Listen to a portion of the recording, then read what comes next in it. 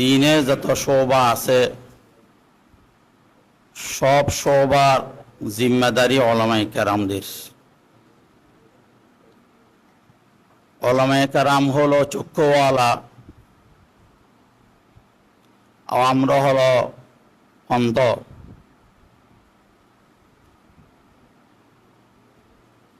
অন্ধদেরকে পথ দেখানো, রাহনামাই করা, এটা চক্ষুওয়ালার জিম্মেদারি।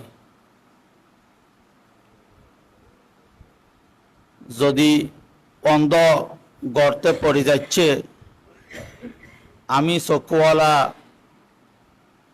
দেখতেছি, ওই অন্ধকে যদি আমি বারণ না করি,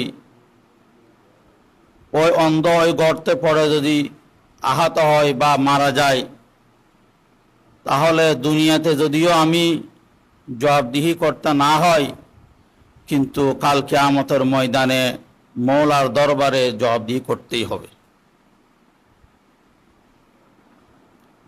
কারণ সেই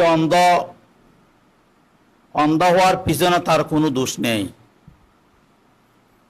আমাকে আল্লাহ তাআলা চোখ দিয়েছেন, আমি তো কোনোদিন মওলার দরবারে বলি নাই, জন্মের আগে বলার সুযোগ নাই যে আল্লাহ আমি হওয়ার সময় আমাকে দুইটা চক্ষু দিয়ে জন্ম দিয়েন।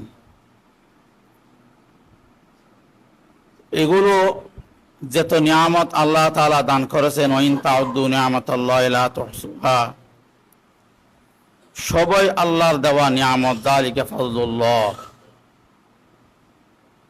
আল্লাহ তাআলা আমাদেরকে ইলমে ওহী দান করেছেন, ইলমে ইলাহি দান করেছেন। আমরা আমাদের কাজ হলো যাদের কাছে ইলমে ইলাহি নেই তাদেরকে রাহনামাই করা। যে শায়েখ বলছেন এক সময় মহিলা মাদ্রাসার প্রয়োজনীয়তা মুরব্বীরা বুঝেন নাই, সেই জন্য মহিলা মাদ্রাসা দেন নাই। বর্তমান মুরব্বীরা মহিলা মাদ্রাসার প্রয়োজনীয়তা বুঝতেছেন, যে মহিলা মাদ্রাসা যদি দেওয়া না হয় তাহলে হয়তো তারা ঘরে বসে থাকবে, না হয় স্কুল কলেজ ভার্সিটিতে ভর্তি হবে। তখন তাদের বর্তমান আমাদের দেশে হলো